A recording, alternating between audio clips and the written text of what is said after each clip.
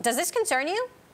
Look, I mean, to some extent, it's not new news in terms of the direction. We knew the EV tax credit roll-off in the U.S., demand's waned. And I think right now it's really about Europe. I mean, there's, I think some delivery issues that we saw at first, but I think there's been a pretty significant ramp positive in Europe that we believe should, continue through March. And I think this is more of a speed bump rather than the start of a negative trend as they transition to Model 3 on the mid-range, and especially with Europe and China rolling on. Now, Elon Musk in the past has pushed back on Inside EV's numbers. Last year, he said, your numbers are wrong. Bear in mind, Tesla makes cars overseas on the East Coast in the first half of the quarter. How correct do you believe this blog's estimate of the sales are? Yeah, I mean, look, we continue to believe that so far, if you look how it's tracking, and obviously the company just, spoke to investors calling a week ago, I think it's tracking obviously slightly below expectations. But nonetheless, I think most investors are looking at 1Q as really the trough quarter as they transition to what we're going to see in Europe and China as well as in the U.S. I do think that bark's a little worse than a bite here in terms of what we're seeing from demand.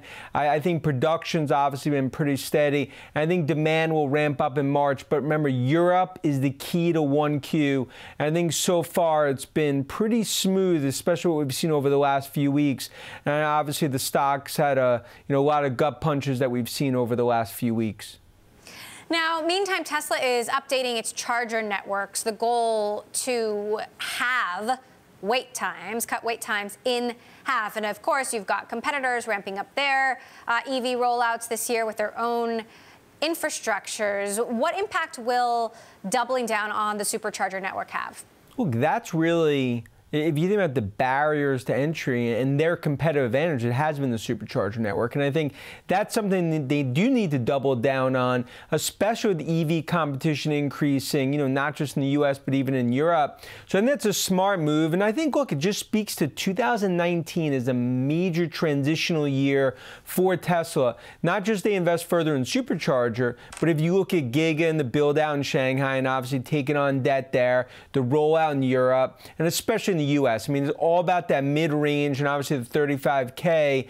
As you see the EV tax credit hurt demand on the high end, it was expected, but no doubt this has been a white knuckle period for investors in Tesla, and you see it reflected in the stock. Dan, what's your read on this issue, closing all the stores, moving to online only, the very abrupt nature of it, even after Tesla in the last quarter touted its retail strategy? It came down to, for a 35K vehicle, if they were going to do this where it would be gross margin, neutral at first and ultimately something that would be toward target margins, they needed to ultimately do something like rip the Band-Aid off and close the stores. I mean, look, 78 to 80% of all sales are online. They're definitely going to have to figure out, especially with the Model Y and some of the new models coming out from a test drive and making sure that there's no speed bumps there as consumers get the look and feel of the new models. But this is something where it's a risky move in the near term, but it was the right medicine for the long term from a margin perspective, but as well as just the strategy. And I think this is something where the knee-jerk reaction has been negative, but we do believe this is the right move for the long term for Musk and Tesla.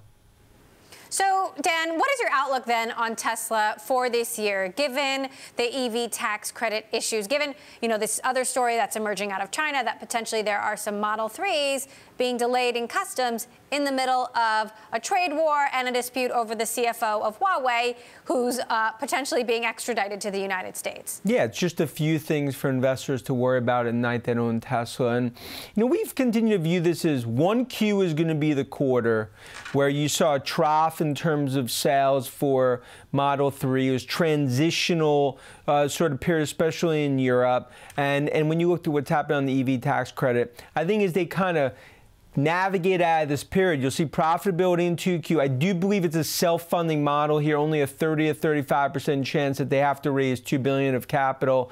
And I think this is one they will navigate through this period and be a much healthier company a year from now. And that's why we continue to view this as a name we're bullish on, even though it's obviously a hand-holding period.